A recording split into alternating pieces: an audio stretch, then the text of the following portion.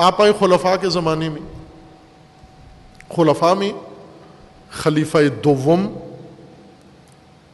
تذکرہ آج بھی زیادہ ہوتا ہے، پاکستان میں بھی دوسری دنیا میں بھی خلیفہ دوم کے نظام حکومت کا، چونکہ فتوحات کی حکومت تھی، بھرپور فتوحات ہوئیں، مدینہ سے ریاست پھیلنا شروع ہوئی اور براعظم تک جا پہنچی۔ یہ ان 10 سالوں میں ہوا جو خلیفہ نے حکومت کی۔ اب یہ ایک کام کیا، دوسرا کام بہت سارے محکمے قائم کیے، پولیس کا محکمہ قائم کیا۔ یہ پولیس جس سے آپ کو سروکار ہے ابھی، یہ خلیفہ دوم کا پیدا کیا ہوا، ایجاد کیا ہوا ادارہ ہے، باقاعدہ پولیس انہوں نے قائم کی، اور اسی طرح بیت المال قائم کیا اور اس کا حساب کتاب رکھا۔ اور آپ کے یہ بھی سنا ہوا ہے آپ نے، چونکہ پڑھتے نہیں ہیں آپ، پڑھیں، جس سے اختلاف ہے اسے ضرور پڑھیں، جس سے اتفاق ہے اس کو بھی پڑھیں، اندھی تقلید نہ کریں، نہ اندھی مخالفت کریں۔ اندھا پن دونوں میں نقصان دہ ہے، اندھی مخالفت بھی نہ کریں، آگاہانہ مخالفت کریں کرنی ہے تو، اور اگر تقلید کرنی ہے، پیروی کرنی ہے تو بھی آگاہانہ طور پر کریں، پتہ ہو کہ کیوں کر رہے ہیں تقلید، کیوں پیروی کر رہے ہیں، کیوں اطاعت کر رہے ہیں، ان کو کیوں مانتے ہیں۔ جن سے اختلاف ہے ان کو ضرور پڑھیں۔ ایک چیز جو خلیفہ کے زمانے میں معروف تھی، ان کا مزاج تھا تند مزاج، کرخت مزاج، شدید مزاج۔ خلیفہ دوم کو کسی نے، میں نے نہیں پڑھا نہ دیکھا ہے کسی نے لکھا ہو کہ مسکرائے بھی ہیں زندگی میں، کبھی ہنسے ہوں، ہمیشہ چہرے پہ آثار ایسے کرختگی کے۔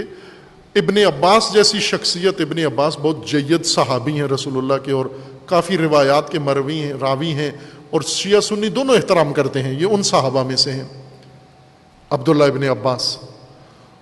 وہ یہ کہتے ہیں کہ خلیفہ دوم کی حکومت میں نے ایک بات پوچھنی تھی خلیفہ سے، 1 سال تک جرت نہیں ہوئی میں خلیفہ کے سامنے ہو کر ایک بات پوچھ سکوں ان سے، سال پورا ڈرتا رہا، چونکہ جب بھی دیکھا خلیفہ کو غصے میں، جب بھی دیکھا ان کے مزاج تند شدت میں، اور ان کے ہاتھ میں ہمیشہ تازیانہ ہوتا تھا، درہ، ضرب المثل ہے عربی میں کہ حجاج ابن یوسف کی تلوار سے زیادہ شدت خلیفہ کے درے میں ہے، تازیانے میں تھی، یعنی اتنا حجاج کی تلوار سے لوگ نہیں ڈرتے تھے جتنا خلیفہ کے تازیانے سے ڈرتے تھے۔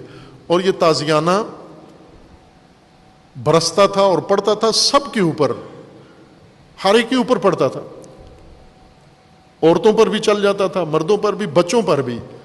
بلکہ ایک دفعہ چھوٹا بچہ تھا، وہ بڑا بن ٹھن کے آیا میک اپ کر کے، اور گھر سے نیا سوٹ سلا ہوا، اماں نے اس کو تیار کیا، تیل شیل لگایا، اس کو خوشبو لگائی، باہر بچے کو گلی میں بھیجا، اور بچہ ظاہر ہے اب باقی بچے ریتلے علاقے میں، مٹی اڑ رہی ہے، دھول ہے، پانی بھی نہیں ہے، نہاتے بھی مہینہ نہیں ہے، یہاں پنجاب میں پانی ہونے کے بعد بھی نہیں نہاتے، وہاں تو پانی نہیں تھا ان کے پاس، پانی کہاں سے لاتے روز نہانے کے لیے۔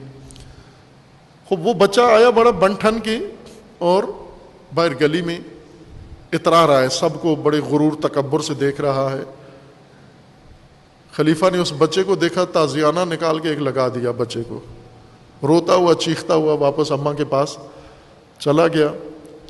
کسی اور نے خلیفہ پر اعتراض کیا کہ یہ کیوں، اس بچے کو کیوں مارا ہے، اس نے تو کچھ کیا نہیں، کوئی غلط کام نہیں کیا۔ انہوں نے کہا کہ اس کے اندر تکبر تھا، میں نے اس کو تکبر توڑا ہے اس کا، کہ وہ دوسروں کو بھی، یوں نہیں ہے کہ نئے کپڑے آ گئے ہیں، مہنگے کپڑے آ گئے ہیں، کسی کھاتے پیتے گھرانے سے ہے تو دوسروں کے سامنے مغرور ہو کے چلے گا، میں نے اس کا غرور توڑا ہے، چھوٹا بچہ تھا۔ اور یہی کام اور لوگوں سے بھی تھا، بہت سارے، بلکہ خلیفہ نے ایک شادی کی، وہ خاتون جو تھی وہ راضی نہیں ہو رہی تھی خلیفہ سے شادی کرنے کے لیے، اور جب بھی اس کو، اب ذرا خلیفہ سے شادی کرنا تو سب کی آرزو ہوتی ہے کہ ابھی شادی شدہ عورت بھی ہو تو شوہر سے طلاق لے کے حاکم سے شادی کر لیتی ہے، صرف اشارہ ملنا چاہیے, سگنل ملنا چاہیے. ابھی پاکستان کے صدر صاحب اس عمر میں بھی اگر اشارہ کر دیں شادی کا, تو میرے خیال میں بہت ساری عورتیں طلاق لے کے یا شوہروں کو زہر دے کے بیوہ ہو کر عدت سے پہلے صدر صاحب کے پاس پہنچ جائیں گی, ہم حاضر ہیں. خلیفہ سے تو ہر عورت چاہتی ہے شادی کرے. یہ خاتون تھی, خلیفہ کا رشتہ گیا تو انہوں نے انکار کر دیا. تو انہوں نے پوچھا کہ کیوں نہیں, خلیفہ ہیں کیوں شادی نہیں کرتے؟ انہوں نے کہا یہ روز ماریں گے مجھے, پٹائی ہوگی روز میری, بہت سخت ہیں, بہت تند ہیں. اور یہ ایک معروف حالت تھی خلیفہ کی جو ابھی تاریخوں میں بھی لکھی ہوئی ہے. یہ اس کا اثر ان کی حکومت, حاکمیت اور مدیریت میں بھی, ایڈمنسٹریشن میں بھی تھا, اور اس میں اور زیادہ سخت تھے. اب ان کے مصادرے کے چند واقعات میں آپ کی خدمت میں عرض کرتا ہوں, توجہ کریں. خلیفہ دوم جو تھے وہ باقاعدہ ایک پلاننگ کے ساتھ حکومت کر رہے تھے, ایک تدبیر کے ساتھ حکومت کر رہے تھے. اپنی خاص ایک سوچ تھی ان کی, منفرد سوچ تھی اپنی, دوسرے خلافتوں سے ہٹ کر تھی. نہ خلیفہ سوم اس طرح کی حکومت کی, نہ خلیفہ اول نے. ان کے اپنا ایک ذہنیت تھی, اپنا ایک مائنڈ سیٹ تھا, اس کے مطابق انہوں نے حکومت کی. ان کے تندی کے بارے میں تو ہے نا, مسلمان نہیں ہوئے تھے, ان کی بہن ان سے پہلے مسلمان ہو گئی, تو ایک دن بہن کو ختم کرنے جا رہے تھے. یہ ذہن میں رکھ کر کے پہلے اس کو سمجھاتے رہے کہ آپ ایمان نہیں لاؤ. جب وہ نہیں مانی تو ایک دن ارادہ کر کے گئے کہ آج بہن کا کام تمام کرنا ہے. ایسی بہن جو بتوں کو چھوڑ کے خدا واحد کی طرف جائے, یہ نہیں چاہیے بہن, ایسی برداشت نہیں ہو سکتی. لہٰذا ختم کرنے گئے, لیکن جب وہاں گئے تو وہ قرآن پڑھ رہی تھی اور سما ہو گیا اور وہ اثر ہوا تو وہاں پر تھوڑے نرم پڑ گئے. وہاں یہ واقعات ان کی زندگی میں فراوان ہیں, مسلمان ہونے سے پہلے اور مسلمان ہونے کے بعد اور حکومت میں آنے کے بعد. یہ جب افراد کو والی بناتے تھے مختلف علاقوں کا یا ذمہ داریاں سونپتے تھے, ایک خود ان کا ایک اپنا خاص پیمانہ تھا, کس کو کیا ذمہ داری سونپنی ہے. بڑے بڑے لوگوں کو, بڑے شہیر صحابہ کو بڑی اہم ذمہ داریاں دے دیتے تھے, اور بہت سارے بڑے صحابہ کو ذمہ داریاں نہیں دیتے تھے, انہیں بالکل کوئی کام نہیں دیتے تھے, بالکل فارغ, اور انہیں مدینے سے باہر بھی نہیں جانے دیتے تھے. بعض مؤثر شخصیات, یہ ان کی تدبیر تھی کہ حکومت کامیاب کرنی ہے تو یہ کام کرنے پڑیں گے. ان سے پوچھا بھی گیا کہ یہ بزرگ صحابی ہیں, بڑے کارآمد ہیں, بڑے رسول اللہ کے قریب تھے, تو ان سے کوئی کام لیں, ان کو باہر پوسٹیں خالی ہیں, باہر لوگوں کی ہدایت کے لیے افراد نہیں ہیں, ان کو باہر بھیجیں. وہ کہتے تھے نہیں, یہ کام ہرگز نہیں کرنا, ان کو نہیں جانے دینا وہاں جا. چونکہ اگر یہ چلے گئے اور انہوں نے جا کر وہاں اور فکر پھیلا دی تو پھر مملکت سنبھالنا مشکل ہو جائے گا. لہٰذا ان کو مدینے میں حکم تھا کہ آپ نے مدینے سے باہر قدم نہیں رکھنا. ایک کام اور انہوں نے یہ کیا کہ حدیث بیان کرنے پر مکمل پابندی لگا دی. حدیث کسی نے بیان نہیں کرنی, قال رسول اللہ نہیں کہنا, اور سختی تھی, سزا میں دیتے تھے اور دی بھی سزا. اپنی حکومت میں پابندی لگا دی. صرف قرآن, حسبنا کتاب اللہ, کتاب خدا کافی ہے ہمارے پاس. حدیث, البتہ آج بہت ساری توجیحات اس کی جاتی ہیں, تعویلات کی جاتی ہیں کہ یہ پابندی کیوں لگائی گئی تھی, لیکن یہ ایک مسلم حقیقت ہے کہ لگا دی تھی پابندی. اور ان کے بعد دوبارہ پھر حدیث کا سلسلہ پھر شروع ہوا, اس میں بھی سختی تھی, خوف تھا اتنا, بلکہ بعض صحابی خلیفہ دوم کے بعد خلافت سوم میں ایک حدیث بیان کی اس نے, صحابی محترم نے, اور بیان کر کے پھر دائیں بائیں دیکھنے لگا, اور دیکھ کر گویا اسے یقین نہیں آ رہا تھا کہ آزادی ہے, اب حدیث بیان کر سکتے ہیں.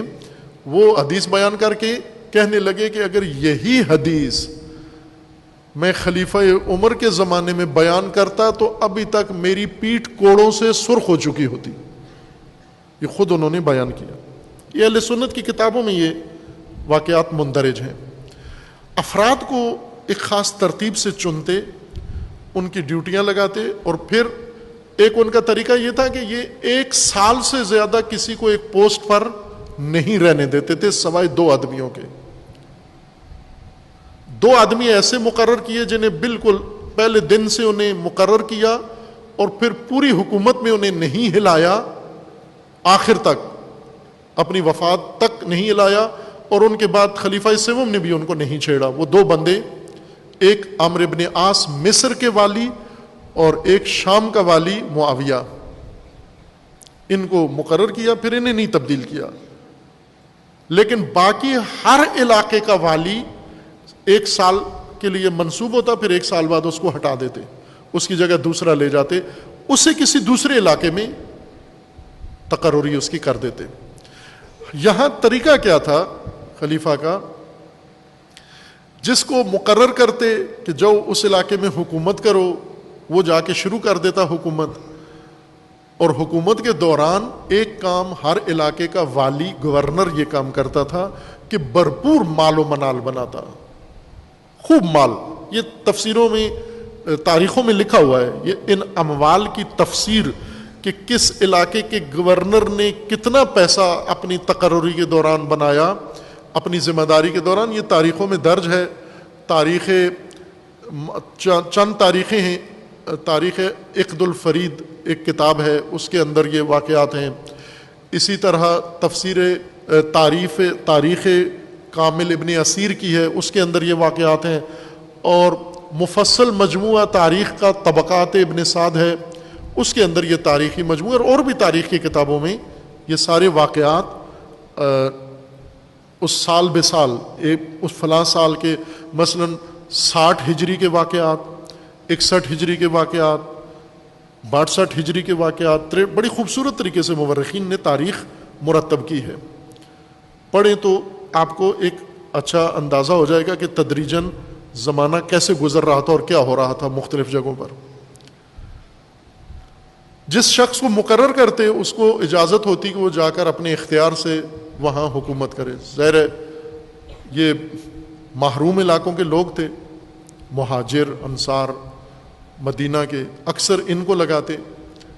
اور یہ زرخیز, کبھی ایران جو فتح کیا اس علاقے میں ان کی ذمہ داریاں لگتیں, ایشیا کا بہت سارا علاقہ فتح کیا, مصر, افریقہ اور بہت سارے علاقے جو فتوحات ہوئیں, تو ہر مفتوحہ علاقے میں ایک گورنر منصوب کر دیا جاتا. وہ گورنر جاتا اور جا کر حکومت کرتا, اور زرخیز علاقہ, ٹیکس لگاتا, پیسے لیتا, بھرپور اپنا ذاتی مال بھی بہت زیادہ بنا لیتا. اور اس دوران اسے نہیں چھیڑتے تھے. مال وال بنا کے جب سال پورا ہوتا اسے لیٹر جاتا کہ آپ کی پوسٹنگ ہو چکی ہے, آپ فوراً مرکز میں رجوع کریں, اور آپ کی جگہ پر نیا والی آ گیا ہے, چارج اس کو دے کے آپ فوراً مدینہ آ جائیں. وہ والی خوش ہوتا, اپنا سارا جمع پونجی مال منال جمع کر کے اونٹ اور خچر اور گھوڑے باندھ کے لدا ہوا ٹرکوں کے ٹرک لاد کے لے آتا مدینہ میں.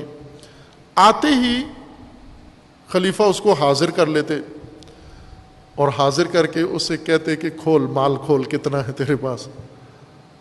وہ کھول کے دے دیتا. ظاہر ڈرتا بھی تھا خلیفہ سے.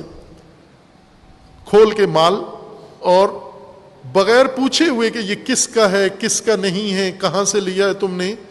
چونکہ ایک واقعہ میں بتاتا ہوں خلیفہ کے الفاظ کے ساتھ, آپ سمجھ جائیں گے کہ پوچھنے کی ضرورت بھی نہیں تھی.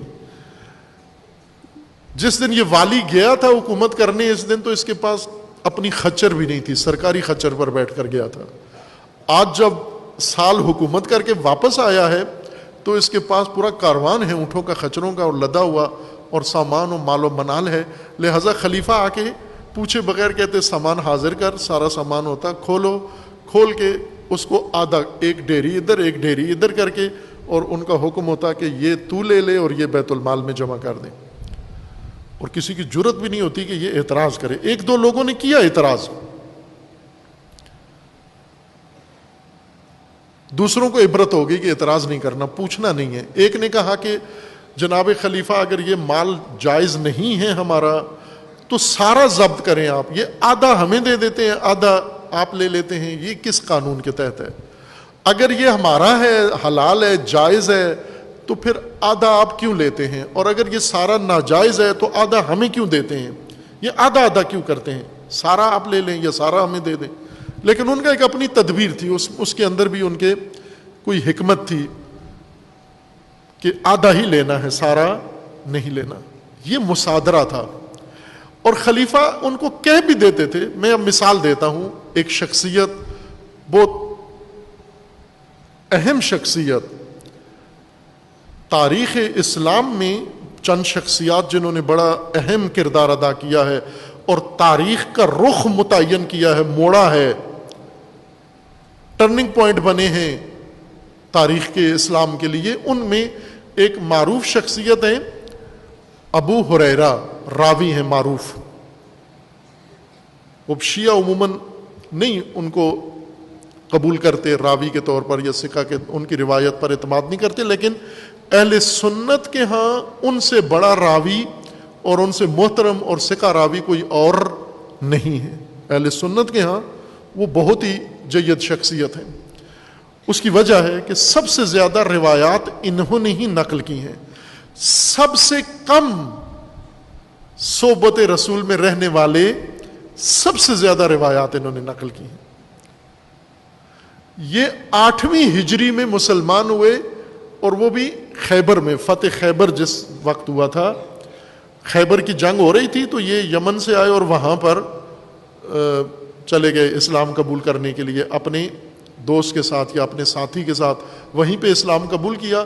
پھر اس کے بعد رسول اللہ کی رحلت ہو گئی 11 ہجری کو, تو انہیں ٹوٹل 2 سال ملے رسول اللہ کی صحبت میں. یہ 2 سال بھی پورے نہیں ملے, 2 مہینے کم ہیں, اس میں 22 مہینے ان کو میسر آئے رسول اللہ کی صحبت میں بیٹھنے کے.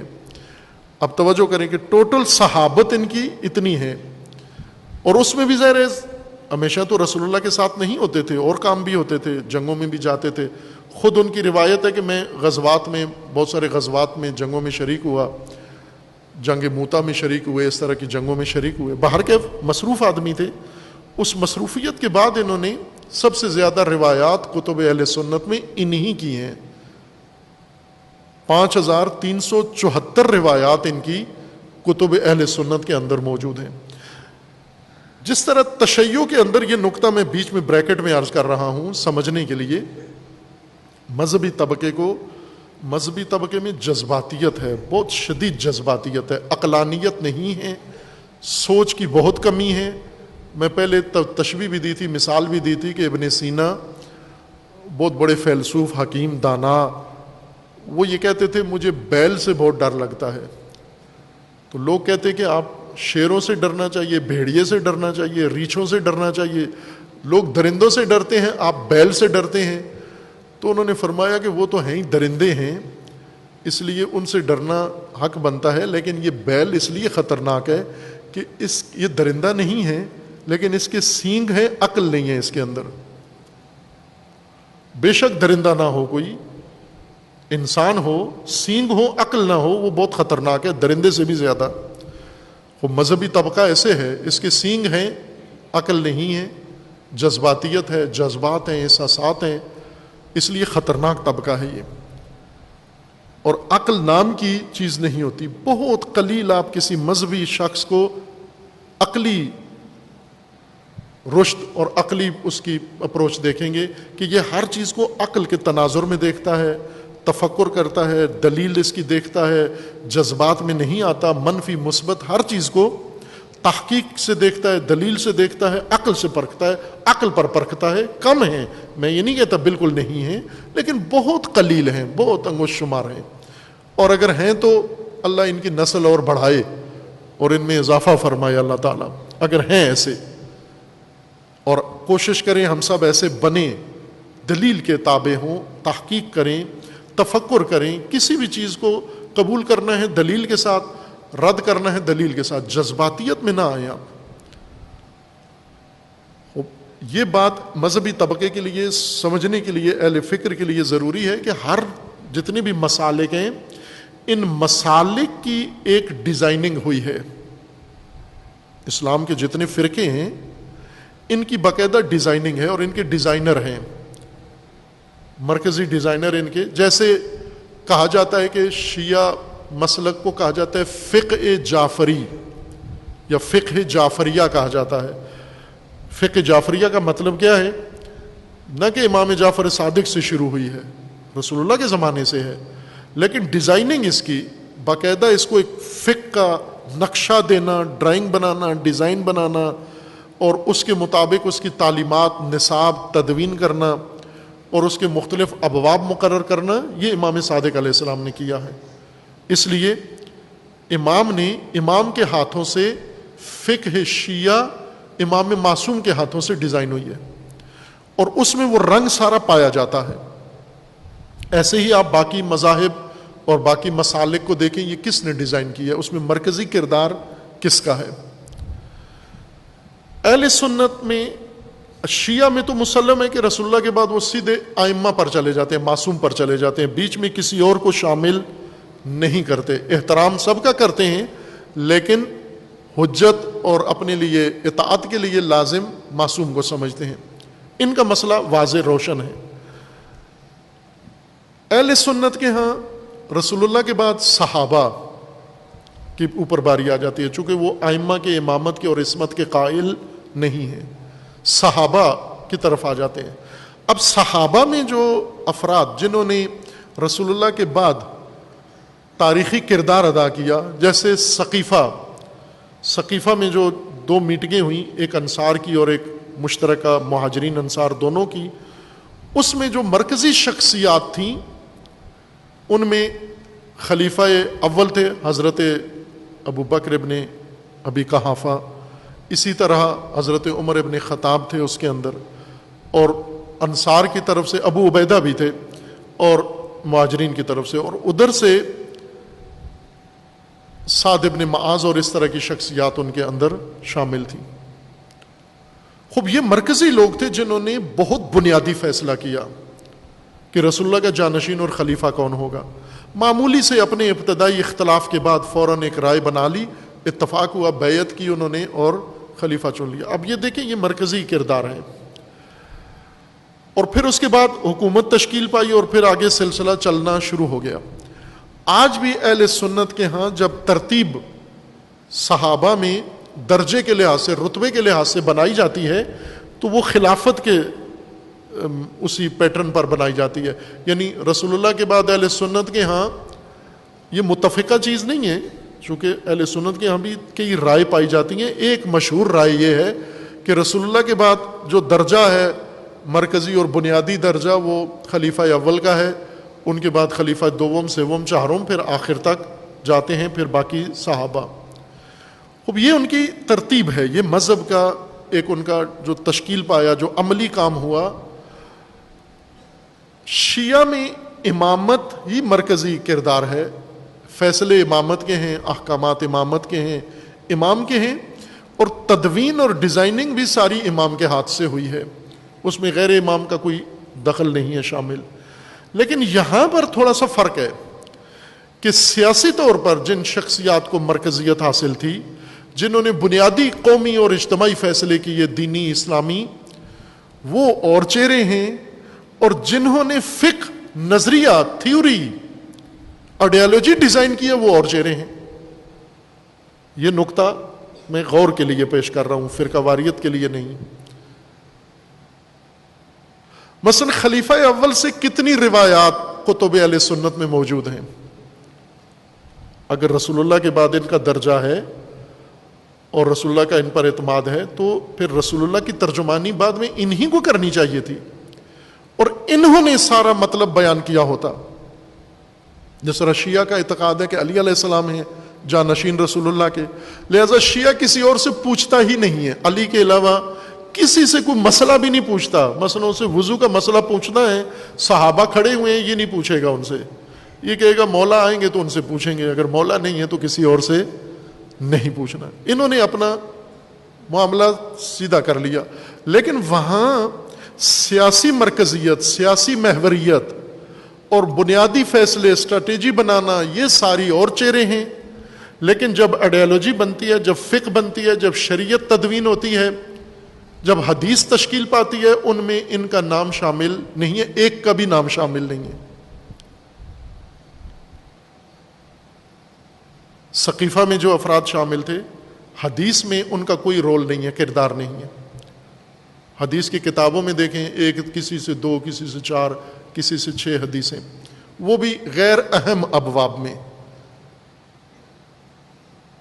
پھر خلیفہ دوم نے جو شورا بنائی، کونسل بنائی تیسرے خلیفہ کے انتخاب کے لیے، اس کے 6 ارکان تھے، ان 6 ارکان کا بھی حدیث میں کوئی کردار نہیں ہے۔ امت کی تقدیر کا فیصلہ انہیں سونپا گیا، حل و عقد انہیں سمجھا گیا، امت کا خیرخواہ ان کو سمجھا گیا، ہر چیز اعتماد بھروسہ ان پر کیا گیا، لیکن ان کا آئیڈیالوجی کی تدوین میں کوئی کردار نہیں ہے، ان کی حدیثیں ہی نہیں ہیں، اگر ہیں بھی تو بالکل برائے نام۔ احادیث کس نے رسول اللہ سے نقل کی ہیں زیادہ؟ سب سے زیادہ جناب ابو ہریرہ نے، ان کے بعد ہیں ام المومنین حضرت عائشہ، ان سے 2200 یا اس طرح اتنی روایات ان سے منقول ہیں۔ اس کے بعد ہیں عبداللہ ابن عمر، اس کے بعد ہیں عبداللہ ابن عباس، ان کے بعد ہیں انس ابن مالک۔ یہ 4-5 مرکزی شخصیات ہیں جن سے ساری احادیث، ٹوٹل احادیث ہزاروں کے حساب سے منقول ہیں۔ اب یہاں ایک غور طلب نقطہ یہ ہے، ایک طالب علمانہ محققانہ نقطہ یہ ہے کہ یہ جو مرکزی شخصیات ہیں جنہوں نے اس وقت فیصلے بھی کیے، حکومت بھی کی، معاملات بھی چلائے، اور ساری تدبیر سب کچھ ان کے ہاتھ میں تھا، جب ایک مذہب کی تشکیل کا وقت آیا، جب اس کی ڈیزائننگ کا وقت آیا، جب اس کی تشکیل و تدوین کا وقت آیا، تو ان میں سے کسی کا کوئی رول نہیں ہے، نظریاتی کردار نہیں ہے۔ یہ کیا ہوا؟ یہاں غور طلب نقطہ یہ ہے کہ تاریخ میں، اسلام کی تاریخ میں اور تمام واقعات و حوادث میں بنو امیہ سے نظریں نہیں ہٹانی آپ نے۔ بنو امیہ سے جہاں غفلت برتو گے پھر معاملہ آپ کے ہاتھ سے نکل جائے گا، انہیں نظر میں رکھو۔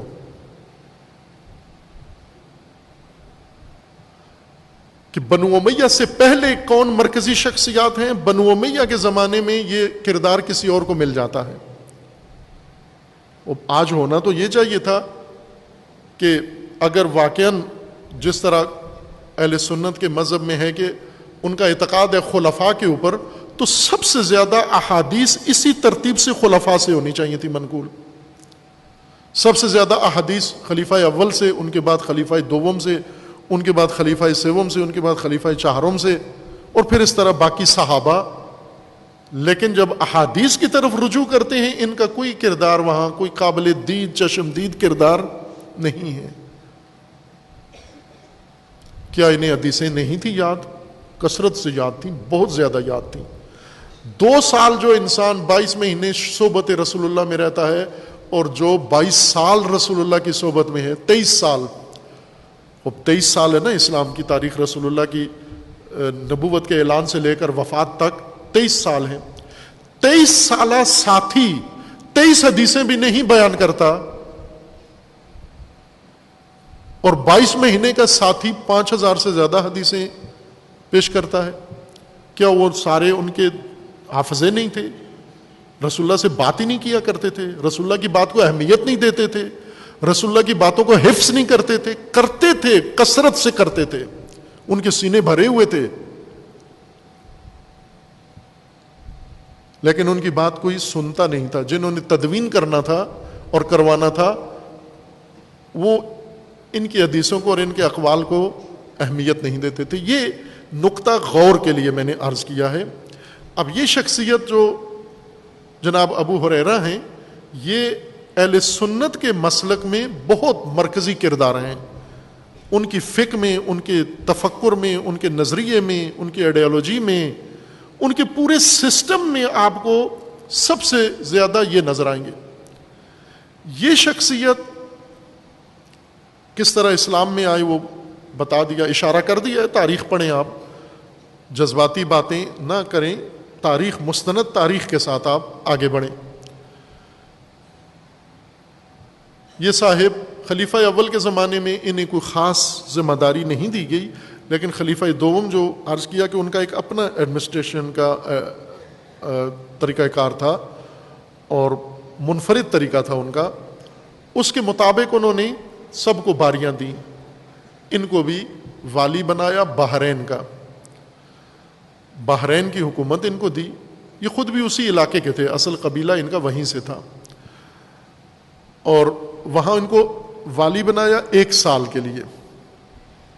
اسی طرح دوسری شخصیت جو بہت ہی مقدس اور پرہیزگار شخصیت معروف تھے وہ ہیں جناب ابو موسیٰ اشعری، عبداللہ ابن حارث یا ایسا نام ہے ان کا اصل نام، یہ ہے کنیہ ان کا ابو موسیٰ اشعری. یہ معروف ہیں، امیر المومنین کے جو نمائندے بنے تحکیم میں، خوارج نے جو کیا اور دھوکے میں آ گئے عمرو بن عاص کے دھوکے میں، یہ وہ شخصیت ہیں. انہیں بھی خلیفہ نے والی بنایا ایک علاقے کا. اسی طرح جو بہت بڑی ایک شخصیت ہے سعد ابن ابی وقاص، یہ سب سے اہم شخصیتیں خلیفہ دوم کے عصر کی، یعنی یہ کمانڈر ان چیف تھے مسلمان لشکر کے، اور تمام فتوحات کا صحرا ان کی گردن میں جاتا ہے. ایران کے فاتح یہ ہیں، قادسیہ جنگ کے فاتح یہ ہیں، مصر کے فاتح یہ ہیں، روم کے فاتح یہ ہیں. بہت ہی تجربہ کار جنگی کمانڈر، اور ایک بہت ہی محترم شخصیت تمام مسلمانوں کے اندر انہی فتوحات کی وجہ سے اور اسی واقعہ کی وجہ سے. اب یہ وہ شخصیات ہیں کہ جنہوں نے ایک خاص ان کی سوچ ہے. ان میں سے کسی نے بھی امیر المومنین کی خلافت، امیر المومنین کو خلیفہ چہارم بھی نہیں مانا، نہ کمانڈر ان چیف صاحب، کمانڈر ان چیف نے سعد ابن ابی وقاص نے امیر المومنین کی بیعت نہیں کی. بالکل خاموشی اختیار کر کے سکوت گمنام ہو گئے چوتھے خلیفہ کی حکومت میں. لیکن دوسرے خلیفہ کی حکومت میں سب سے مرکزی کردار ان کا تھا. اب اتنی فتوحات کے بعد انہیں بھی علاقوں کی مدیریت اور ولایت دی گئی.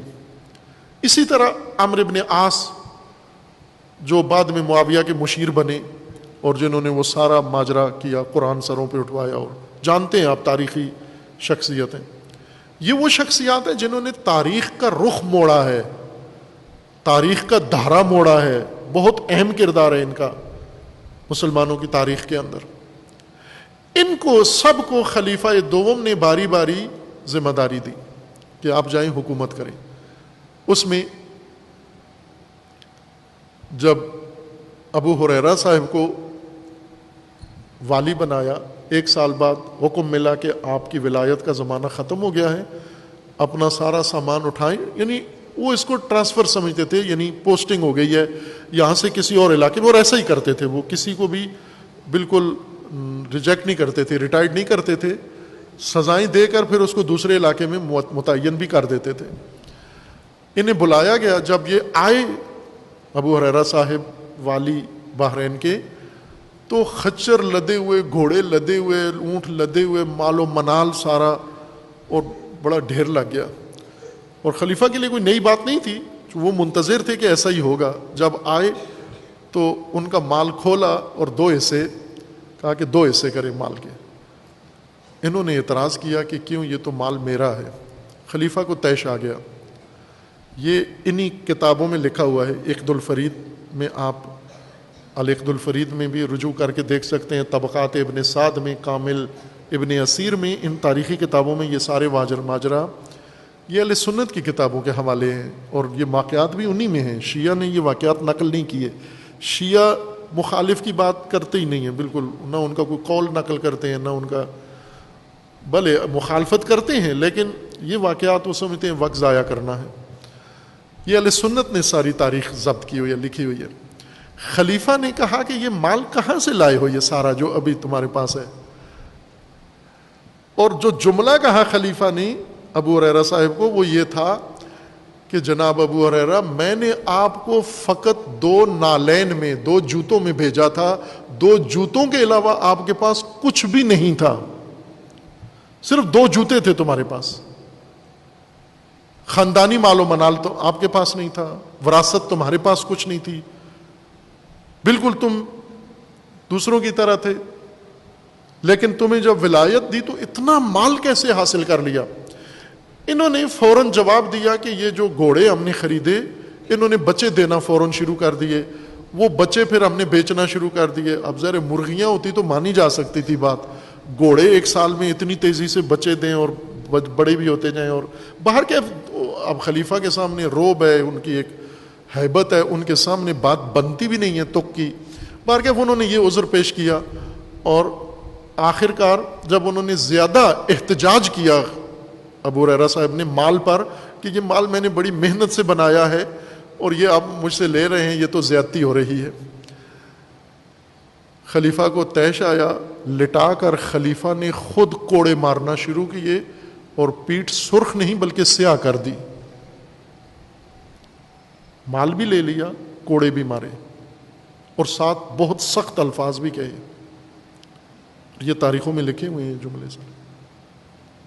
خوب یہ خلیفہ جو اپنے ہی مقرر کردہ گورنروں سے مال لے رہے ہیں، یہ مصادرہ ہے، یہ ان کا مال تو نہیں ہے، یہ انہوں نے لوٹا ہے، یہ انہوں نے غبن کیا ہے، یہ اس کو اصطلاح میں کہتے ہیں اختلاس۔ اردو میں اضافہ کریں، اردو دان نہیں کرتے، مولوی عبدالحق صاحب چلے گئے ہیں دنیا سے، اللہ ان کی مغفرت کرے، اردو میں زیادہ اضافہ نہیں کر کے خود بابا اردو کہلا گئے، باقی بھی آئے غزلیں لکھ کے اردو پر بڑا احسان کر کے چلے گئے، اردو میں کوئی اضافہ نہیں کر سکے، نہ ترجمے ٹھیک کر سکے۔ یہ الفاظ آپ اردو میں بے شک اضافہ کر لیں۔ مصادرہ، مصادرہ کہتے ہیں لوٹا ہوا مال، ناحق مال، ناجائز مال، کسی کے پاس اگر ہو تو وہ زور زبردستی سے اس سے واپس لینا، حقدار کو دینا، یہ مصادرہ کہلاتا ہے۔ مصادرہ نکلوا لینا، طاقت سے مال نکلوا لینا۔ اور لوٹنا، یہ مال جب کوئی حکومتی عہدے پر ہوتا ہے، سرکاری عہدے پر ہوتا ہے، دینی مذہبی عہدے پر ہوتا ہے، منصب پر ہوتا ہے، اور یہ مال لوٹنا شروع کرتا ہے، اس کو عربی میں اختلاس کہتے ہیں۔ اختلاس، الف خ ت لام الف سین، اختلاس، خلص سے اختلاس۔ اختلاس یعنی چوری، مکر، فراڈ، فریب، دھوکے سے کوئی مال لے لینا، اپنے جیب میں ڈال لینا، یہ اختلاس ہے۔ یہ اختلاس تھا سارا، ان کی کمائی نہیں تھی، اکتساب نہیں تھا، اختلاس تھا، لوٹا ہوا مال، چوری کا مال، ناحق مال، قوم کا مال، بجٹ کا مال، حکومت کا مال، عوام کا مال ان والیوں کے پاس تھا۔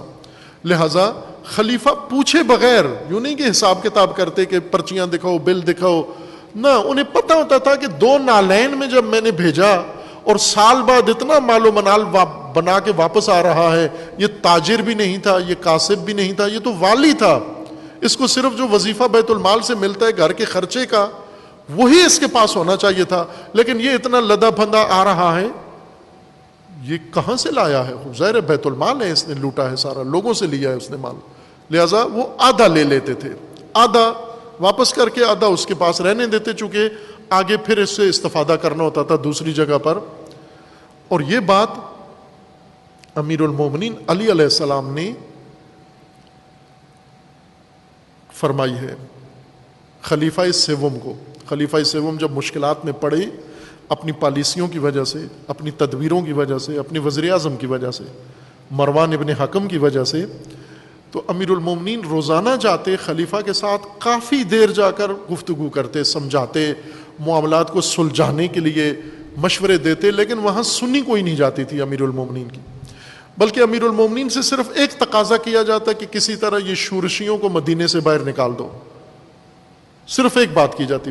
امیر المومنین انہیں جو مشورہ دیتے وہ یہ نہیں مانتے تھے، صرف ایک تقاضا روز کرتے کہ آپ شورشیوں کو مدینے سے نکالو، تو امیر المومنین فرماتے نکال دیں گے، لیکن آپ بھی تو کوئی غور کریں ان کے مطالبات یا ان کی باتیں، باہر کے اب یہ نہیں سنتے تھے۔ ایک دفعہ امیر المومنین علیہ السلام نے خلیفہ سوم کو حوالہ دیا، خلیفہ دوم کا، کہ آپ کو پتہ ہے کہ یہ آپ کے ساتھی خلیفہ دوم یہ حکومت کر کے گئے ہیں، اتنی طولانی حکومت جس میں فتوحات تھیں، بیت المال تھا، پیسہ تھا، مال و منال تھا ان کے اختیار میں، اور ان کے ساتھ جو لوگ تھے وہ کروڑوں پتی ہو گئے. لیکن خلیفہ سیوم کو کہا کہ جناب عثمان آپ بتائیں، یہ آپ کے ساتھی تھے، آپ بتاؤ کہ خود خلیفہ نے وراثت میں کتنا مال چھوڑا، خود خلیفہ نے کیا مال چھوڑا وراثت میں. یہ ان کو بتایا عبرت کے لیے کہ وہ آپ سے زیادہ مال رکھتے تھے، آپ سے زیادہ تسلط رکھتے تھے، آپ سے زیادہ دسترس تھی ان کی، اور ان کا ہاتھ زیادہ چلتا تھا آپ سے. آپ اپنا مال دیکھیں، اپنے وزیر اعظم کا مال دیکھیں، بنو امیہ کا مال دیکھیں جو انہوں نے آپ کی حکومت میں بنایا ہے، اور اپنے پیشرو جن کے آپ جانشین بنے ہیں ان کا دیکھیں. انہوں نے کون سا مال اپنے لیے جمع کیا، اپنے بیٹوں کے لیے؟ کچھ بھی نہیں. یہ امیر المومنین نے خلیفہ سیوم کو سمجھایا کہ آپ بھی ان کی طرح کریں. آپ یہ جو شورشیں ہو رہی ہیں یہ آپ کے ان اعمال کی وجہ سے ہو رہی ہیں. لیکن سب سے اہم خلیفہ دوم کے زمانے کا اقتصادی نظام ہے جس میں بنیادی تحول آیا، جس میں اقتصاد، مسلمانوں کی اقتصاد صفر سے اٹھی اور آسمان تک جا پہنچی. یہ مبالغہ نہیں ہے، یہ حقیقت ہے کہ وہ جو ایک وقت کی روٹی مشکل سے پوری ہوتی تھی جن کی، اب ان کے ہاں اتنی روٹیاں ہیں کہ وہ خود بھی کھائیں اور سب کو کھلائیں تو بھی روٹیاں ہی روٹیاں ہیں، ختم ہونے والی چیز نہیں ہے. اگر ساری امت ایک شخص کے پاس بیٹھ کے روٹیاں کھائے پھر بھی روٹی ختم نہیں ہوتی. یہ اقتصاد اٹھی. بڑی وجہ اس کی کیا تھی؟ بڑی وجہ اس کی یہ تھی کہ فتوحات. خلیفہ دوم نے آتے ہی بعض مشاورین کے مشورے سے ارد گرد کے سارے علاقے اور ممالک ان کو پیغام بھی بھیجا کہ آپ اسلام لے آؤ ورنہ تسلیم ہو جاؤ، چڑھائی کریں گے. اور ایسا ہی ہوا. اور فتوحات کے لیے بڑا جذبہ مسلمانوں نے دکھایا. سب سے بڑا جذبہ خلیفہ دوم کے زمانے میں فتوحات میں یہی اقتصادی عنصر تھا. چونکہ جن علاقوں پر چڑھائی کرتے تھے وہ بہت امیر اور رچ علاقے تھے، بہت امیر علاقے تھے. جیسے مثلا پاکستان سعودی عرب پہ قبضہ کر لے، تیل والے مملکت پر، آئل اسٹیٹ پر پاکستان قبضہ کر لے، پاکستان کی اقتصاد کہاں جا پہنچے گی؟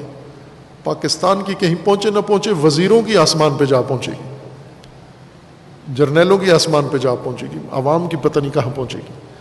لیکن خلیفہ نے جب فتوحات شروع کی، اور وہ بھی بہت امیر علاقے، آباد علاقے، زرخیز علاقے، غلہ سونا اگلنے والے علاقے، پانی کے دریاؤں والے، نہروں والے علاقے، یہ ریگستانی لوگ جب زرخیز علاقوں میں گئے، آبیاری والے علاقوں میں گئے، خوب جیسے پنجاب کی زرخیز زمینیں ہیں، وہ اس طرح کی زمینیں انہیں ہاتھ لگیں تو یہ پھر بڑھتے ہی گئے. ظاہر ہے جب ایک جگہ ہاتھ آتی ہے، فتح، کامیابی ایک طرف. ابھی مثلا طالبان کو کامیابی حاصل ہوئی ہے کابل پہ. کابل ایک کھنڈر ویران، کبھی اس کے پاس کبھی اس کے پاس. خوب وہی کابل جس میں پہلے طالبان تھے، پھر دوسرے آئے، پہلے نجیب اللہ تھا، پھر اس کے بعد مجیب اللہ آیا، پھر اس کے بعد مجاہدین آئے، پھر اس کے بعد طالبان آئے، پھر اس کے بعد کرزئی آیا، پھر غنی آیا، پھر طالبان آ گئے. کابل وہی کابل ہے. اب یوں تو نہیں کہ اب زرخیز ہو گیا ہے، وہ جو کچھ اس میں ہے وہی ہے اس میں.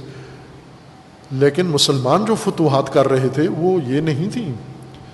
مسلمان ایسی فتوحات کر رہے تھے کہ مثلا مسلمانوں کے پاس اگر ایک روٹی تھی کھانے کے لیے، اب ایسا علاقہ ہاتھ لگا ہے جس میں مال ہی مال ہے سب کے لیے، ہر چیز کی فراوانی، ہر چیز وافر مقدار میں، درہم و دینار وافر مقدار میں، گندم اور جو وافر مقدار میں، جانور وافر مقدار میں، گھوڑے اور اونٹ وافر مقدار میں.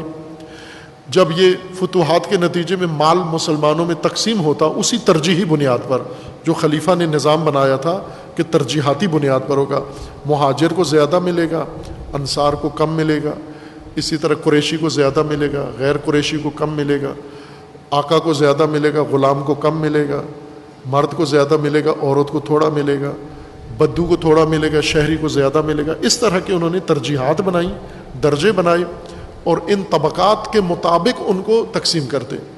اب ایک ہی حملے کے نتیجے میں مثلا وہاں سے فراوان مال مسلمانوں کے ہاتھ لگتا، اس مال کا مثلا 100 گھوڑے ایک کمانڈر کو دے دیے کہ یہ تیرے ہیں، 100 گھوڑے جنگی گھوڑے بڑے اعلیٰ نسل کے، یہ گھوڑے تیرے ہیں.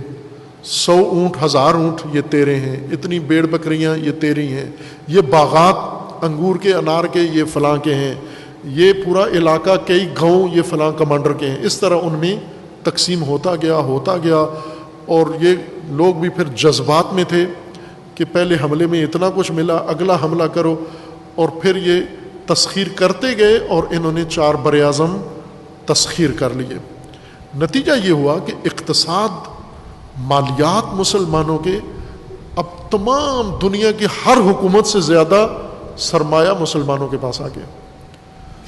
ایران ویسے مسلمانوں کا حصہ بن گیا جو ایک بڑی امپرر تھی، روم ان کا حصہ بن گیا، مصر ان کا حصہ بن گیا، افریقہ ان کا حصہ بن گیا. اب جو سلطنتیں رہ گئی تھیں وہ ہندوستان تھا اور کچھ دور دراز کے علاقے، اور وہ اقتصادی طور پر مسلمانوں سے اتنے مضبوط نہیں تھے. یورپ اس زمانے میں جنگل تھا اور وحشی تھا. یورپ میں مال تو دور کی بات ہے، وہاں انسانیت بھی نہیں تھی ان کے اندر اس وقت. جو ان کی عہد کی اس وقت کی تاریخ ہے وہ پڑھیں، بالکل جنگلی تھے، وحشی، مار کٹائی اور لوٹ مار ان کا کام تھا. مسلمان اتنی بڑی سلطنت بنا کر اور اتنے بڑے مال کے مالک بن گئے. یہ مالیات اس نے پوری امت کے اوپر اثر ڈالا.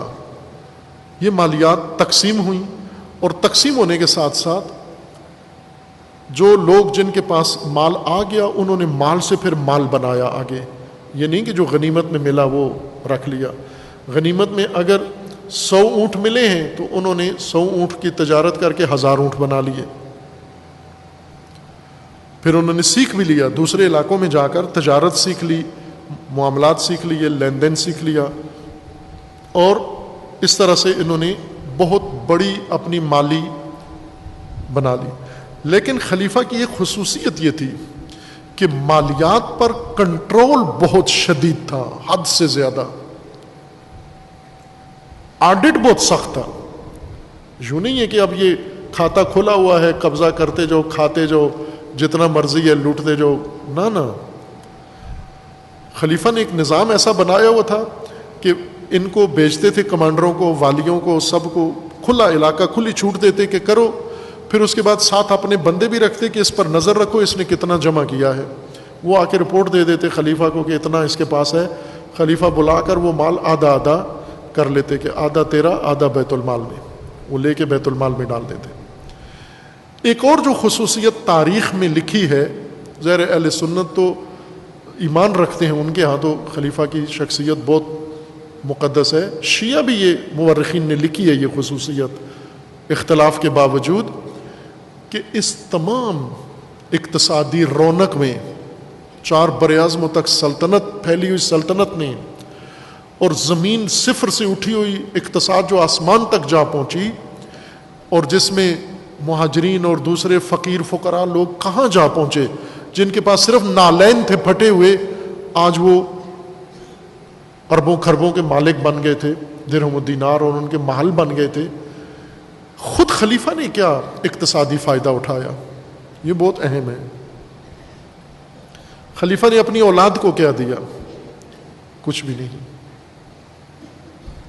نہ اپنے لیے بیت المال سے کچھ بنایا، نہ اپنے بچوں کے لیے، ان کو قریب نہیں آنے دیا.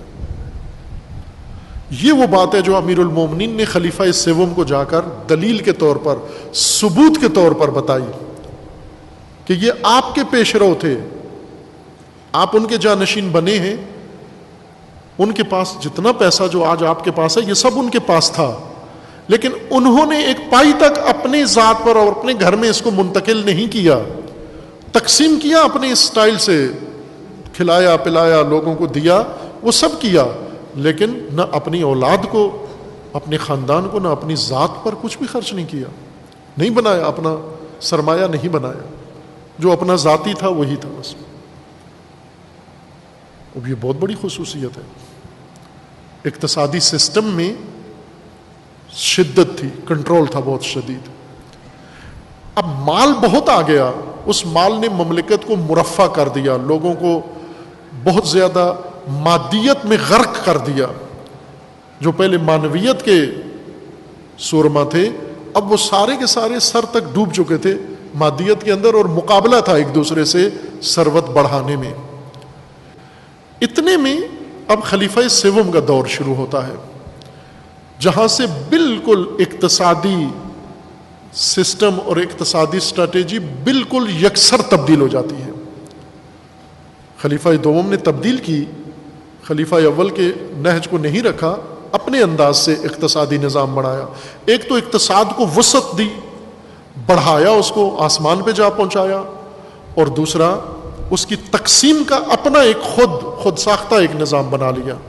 اور نہیں کہتے تھے یہ قرآن و سنت میں ہے، وہ کہتے تھے یہ مجھے بہتر لگتا ہے، اس سے مملکت زیادہ چلتی ہے، اس سے، یعنی ان کو لوگوں کو مطمئن کرنے کا طریقہ آتا تھا کہ کون کس طرح سے. ایسے میں خلیفہ نے کچھ پہ پابندی بھی لگائی ہوئی تھی.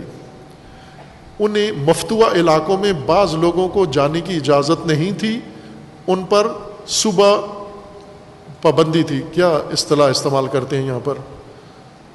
کسی علاقے میں آج کل ہے نا ذاکروں خطیبوں پہ پابندیاں گورنمنٹ لگا دیتی ہے. جس علاقے میں وہ پابندی لگتی ہے وہاں ضرور مجلس پڑھتے ہیں، جا کر وہ حکومت کی مدد سے پڑھتے ہیں. علاقے کے پولیس ان کو لے جا کر حفاظت میں پڑھواتی ہے. جس پر کمشنر پابندی لگاتا ہے، پولیس کے افسر وہاں اس کو حفاظت کے ساتھ مجلس پڑھواتے ہیں. ایک علاقے کے اندر علاقہ بندی یا شہر بندی کر دی جاتی ہے، ان کی زبان بندی، شہر بندی، علاقہ بندی. خلیفہ نے ایک بڑی جماعت صحابہ کی، ان کے اوپر 2 بڑی سخت پابندیاں لگائیں اور پہرے بٹھائے. اور خلیفہ کی بات کو بڑا سیریس لیتے تھے، چونکہ انہیں پتہ تھا کہ یہ پھر پٹائی بھی کرتے ہیں. کوڑا خلیفہ کے سوئے ہوئے بھی ان کے ہاتھ میں ہوتا تھا. کوڑا دور نہیں کرتے تھے، نیند میں بھی ہر جگہ کوڑا ساتھ ہوتا تھا. اور صحابہ کو پتہ تھا کہ یہ ٹلتے نہیں ہیں، لہٰذا جس پر پابندی لگ گئی. اب اس نے جرأت نہیں ہے اس کی اس علاقے سے باہر قدم رکھے. ایک حدیث بیان کرنے پر پابندی لگا دی. حضرت ابو ہریرہ اور خلیفہ دوم میں ویسے مزاجن نہیں بنتی تھی آپس میں، چونکہ حضرت ابو ہریرہ کو عادت تھی زیادہ حدیث بیان کرنے کی، اور حضرت عمر کی طرف سے سخت پابندی تھی کہ حدیث جس نے بیان کی اس کی شامت. جو زیادہ حدیثیں بیان کرتے تھے ان پر پہرے تھے کہ خبردار حدیث نہیں بیان کرنا. اپنے پورے عہد میں انہوں نے حدیث نہیں بیان کرنے دی. ایک تو اس وجہ سے پابندی لگائی کہ یہ باہر کے علاقوں میں جا کے حدیثیں نہ بیان کریں. دوسرا ایک بہت اچھا، یعنی یہ خلیفہ کے اچھے کاموں میں سے تھا، جو آج ہم دیکھتے ہیں نہیں ہو رہا، اس کے نقصانات بھی ہیں. آج بہت سارے مفتیوں پر پابندی نہیں ہے، لہٰذا یہ ہر جگہ جا کر مذہبی آزادی اور دوسری آزادی سے فائدہ اٹھاتے ہیں. خلیفہ نے یہ ان کی مذہبی آزادی ختم کر دی. آپ نہ کہیں تقریر کر سکتے ہو، نہ مجلس کر سکتے ہو، نہ جمعہ پڑھا سکتے ہو، نہ جماعت کرا سکتے ہو. یہی مدینہ میں رہو، جتنے پیسے چاہیے آپ کو دیں گے، سرکار دے گی، کمی کوئی نہیں ہوگی، مشکل کوئی نہیں ہوگی. بس ادھر رہو، اپنی بیویوں کے پاس رہو، بچے پیدا کرو. حدیث بھی بیان نہیں کرنا، مدینے سے باہر بھی نہیں جانا. کیوں؟ اب یہ راز ہیں خلیفہ کی سیاست. اس کو دیکھیں کہ انہوں نے کس دور اندیشی سے کام لیا. انہیں پتہ تھا کہ یہ سارے مولوی ہیں، یہ جائیں گے تھوڑا ہی جا کے میری فرامین لوگوں کو بتائیں گے. یہ تو خود صحابی ہیں، یہ کہیں گے عمر سے زیادہ ہم جانتے ہیں. لہٰذا جا کر ہر مفتوحہ علاقے میں نئے مسلمان ہیں، ان کو اپنے فتوے سنائیں گے، اپنی حدیث کوٹ کریں گے. انہیں کہیں گے میں نے رسول اللہ سے ایسے سنا ہے.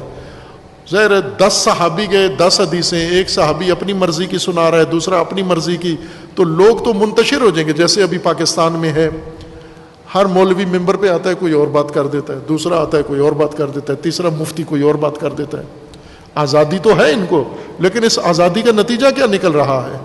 فرقہ تفرقہ، مذہبی اناد. یا آپ مثلا شیعہ میں دیکھیں، تشیع میں دیکھیں، ابھی حکومت اسلامی قائم ہے، ولی فقی کی حکومت قائم ہے، لیکن مجتہدین کو آزادی ہے، مجتہد بن کر فتویٰ بھی دے سکتے ہیں، وہ ان کی مرضی ہے اور دیتے ہیں. اور سارا تشیع تقسیم ہو گیا، 4 اس کے مقلد، 2 اس کے مقلد، 6 اس کے مقلد، یہ علاقہ اس کا مقلد، وہ علاقہ اس کا مقلد. اگر ان کو کہو کل عید ہے، وہ کہتے ہیں ہمارے مرجع کی عید نہیں ہے. یہ نقصان ہے. خلیفہ نے اس سے بچا لیا. اگر خلیفہ کے زمانے میں عید تھی تو ایک ہی دن عید ہوتی تھی. کیوں؟ کہ مولویوں کو اجازت نہیں تھی باہر جانے کی، فقط خلیفہ کے نامزد لوگ جا سکتے تھے، باقی کسی کو اجازت نہیں تھی. سرکاری بات صرف چلے گی، اجتہادی بات نہیں چلے گی. لہٰذا انہوں نے کنٹرول کیا، حدیث نہیں بیان کر سکتے اور شہر سے باہر نہیں جا سکتے.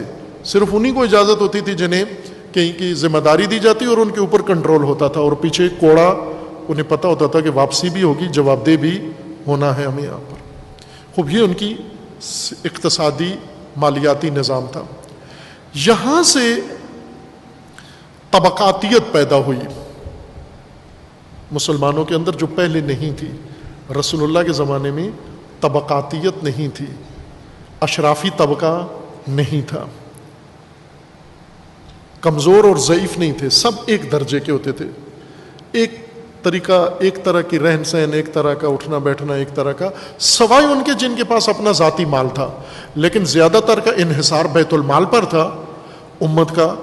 بیت المال میں کوئی طبقاتیت نہیں تھی، اونچ نیچ نہیں تھی، سب کو ایک جیسا ضرورت کی بنیاد پر اور مساوات کی بنیاد پر ملتا تھا. خلیفہ نے طبقاتیت پیدا کی. طبقات جب بنے تو طبقاتیت نے پھر جڑیں پکڑنا شروع کی. طبقہ یوں نہیں ہے کہ جو آپ نے بنا دیا وہیں رکے گا.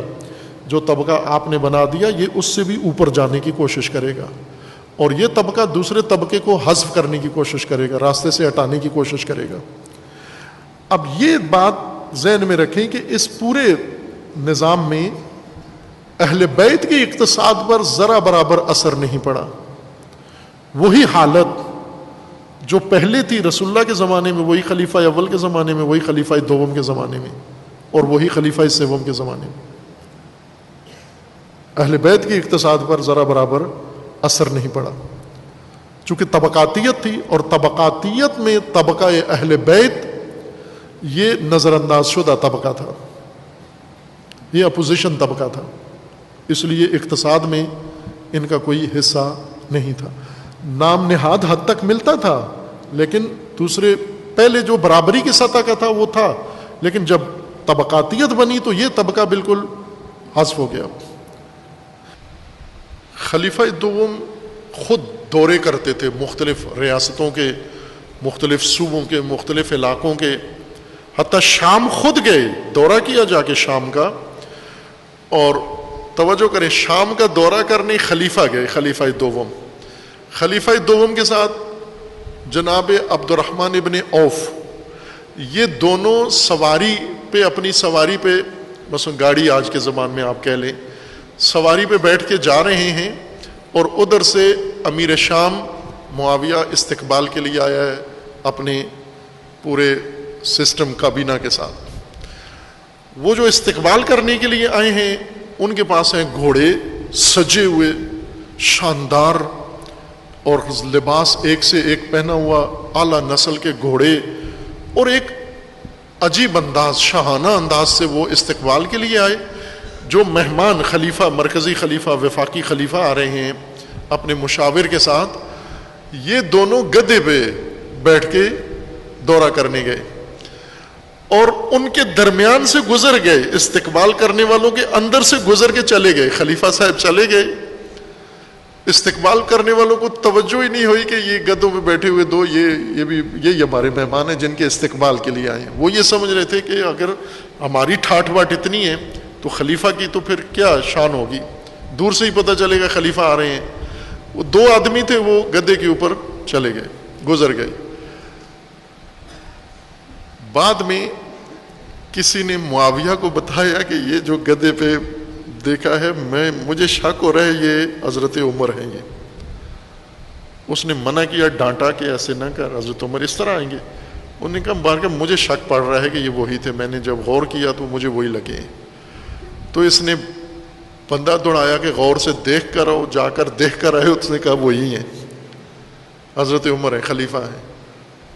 تو دوڑ پڑا واپس، گھوڑے سے اتر کے خلیفہ کے ساتھ آ کر، اب خلیفہ گدے پر ہیں اور یہ اس طرف آتے ہیں سلام کرنے، خلیفہ منہ ادھر کر لیتے ہیں، یہ ادھر جاتے ہیں سلام کرنے کے لیے، خلیفہ منہ ادھر کر لیتے ہیں۔ باہر کیف کافی لمبا سفر، شاید کئی کلومیٹر کہہ لیں، وہ ساتھ ساتھ چلتا رہا، یہ گدے پہ بیٹھ کے بے اتنا ہو کے چلتے رہے۔ آخر میں حضرت عبد الرحمن ابن عوف نے یہ کہا کہ یہ والی ہے، یہاں کا سردار ہے، معتبر ہے، اس کی توہین ہو رہی ہے اور آپ اس کو سخت سزا دے رہے ہیں، کافی ہو گیا ہے، اب اس کے ساتھ بات کریں۔ باہر کے خلیفہ نے بات کی، کہا کہ یہ کیا انداز ہے جو تو نے بنایا ہوا ہے یہاں پر، میں اس سواری پر آیا ہوں، تو اس طرح سے زندگی گزار رہے ہیں یہاں پر اسلام کی مملکت میں۔ پھر یہی باتیں کرتے کرتے دارالامارہ پہنچ گئے۔ دارالامارہ ایک بہت بڑا محل، کاخ خضرا، گرین ہاؤس، خلیفہ کو وہاں لے گئے۔ خلیفہ دیکھتے ہی تپ گئے کہ یہ کیا بنایا ہے تم نے۔ اب توجہ کریں کہ خلیفہ کو کیا کہا، کہانی کس طرح کیا۔ کہا کہ حضور میں جانتا ہوں کہ آپ کی طرح ہمیں سادہ زیست ہونا چاہیے، ہمیں کروفر نہیں ہونا چاہیے، بیت المال ضائع نہیں کر، لیکن آپ جانتے ہیں کہ ہم روم کی سرحد پر ہیں اور روم کے اندر جو زندگی کا سطح زندگی ہے بہت بلند ہے، شاہانہ ہے، ٹھاٹ باٹ ہے۔ اگر ہم مسلمان غریبوں والا انداز رکھیں، سادہ، تو اس سے ان پر روب نہیں پڑتا، اس لیے ہم نے ان سے زیادہ شاندار زندگی بنائی ہے تاکہ وہ مرعوب ہو جائیں اور اسلام کی دھاک ان پر بیٹھ جائے۔ خلیفہ نے کہا کہ اگر یہ سچ ہے تو بہت اچھا سچ ہے، اور اگر یہ جھوٹ ہے تو سمجھو یہ دنیا کا بہترین فریب ہے، یہ فراڈ ہے۔ باہر کے اب دونوں صورتوں میں کہا ٹھیک ہے، جو کر رہے ہو کرتے رہو، دورہ کر کے واپس آئے۔ خلیفہ سوم نہیں جاتے تھے، چونکہ ایک تو مسن تھے، عمر تھی زیادہ، اور نہیں ویسے بھی تحرک کم تھا ان کا، پہلے بھی کم تھا، یعنی خود خاموش طبیعت کے تھے۔ جب اسلام لائے مکہ میں تو اس وقت بھی زیادہ شور شرابہ اس طرح نہیں تھے، بلکہ روایات میں کئی میٹنگوں میں خاموش بیٹھے رہتے تھے، اور آخر میں جب پوچھتے کہ آپ کی رائے کیا ہے تو وہ پہلے والے کو کہتے جو اس نے کہا ہے وہی میری بھی وہی رائے ہے۔ شریف آدمی ایسے ہی ہوتا ہے، آج کل بھی ہے نا ایسے لوگ، ان کو میٹنگ میں بلا لیتے ہیں، جب رائے پوچھتے ہیں کہتے ہیں یہ جو اس نے کہا ہے بس یہی میری بھی یہی رائے۔ کہیں بھی ذکر نہیں کیا ہوا کہ انہوں نے کوئی رائے دی ہو، بدلی ہو، یا کوئی الگ تجویز مشورہ ایسا دیا ہو، خاموش طبع تھے۔ اور مروان بہت تیز ترار انسان، اس نے سارے اختیار لے لیے۔ یہاں سے بنو امیہ کو بہت بڑا موقع مل گیا اپنا مالی نظام مستحکم کرنے کا۔ کیا کہ وہ تمام مال، بیت المال، بنو امیہ نے ذاتی مال بنانا شروع کر دیا، اپنا ذاتی، اپنی جاگیریں خریدیں، اپنے باغات خریدے، اپنے مویشی خریدے، اپنے گھوڑے خریدے۔ یہی وہ لوگ تھے، یہی وہ باتیں تھیں جس پر لوگ چیخ اٹھے،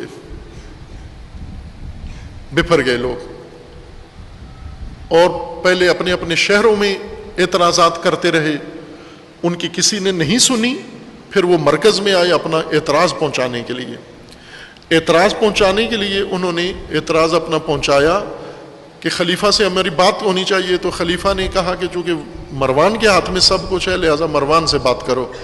مروان نے انہیں کہا کہ ٹھیک ہے آپ واپس چلے جائیں، آپ کے پہنچتے ہی میں لیٹر لکھ کے دے دیتا ہوں، یہ خط لے جائیں آپ اور معاملات سارے ٹھیک ہو جائیں گے۔ جو ہی یہ لوگ واپس ہوئے، فوراً ایک اور چٹھی لکھی، خط گورنر مصر کو، کہ یہ شورشی، یہ اعتراض کرنے والے جو ہی مصر پہنچے سب کی گردنیں اڑا دو۔ راستے میں ان کو شک پڑ گیا کہ ہمارے بعد جو قاصد آیا ہے، انہوں نے پکڑ لیا، اس کی تلاشی لی اور اس کے اندر سے یہ خط نکل آیا، تو وہ اور بگڑ گئے، اور پھر واپس آ گئے، اور پھر آ کے احتجاج مدینہ کے اندر کیا۔ 49 دن 50 دن 50ویں دن انہوں نے پھر اقدام کیا، وہ تاریخی کہ جو تاریخ اسلام میں بہت ضرر جس کا ہوا، بہت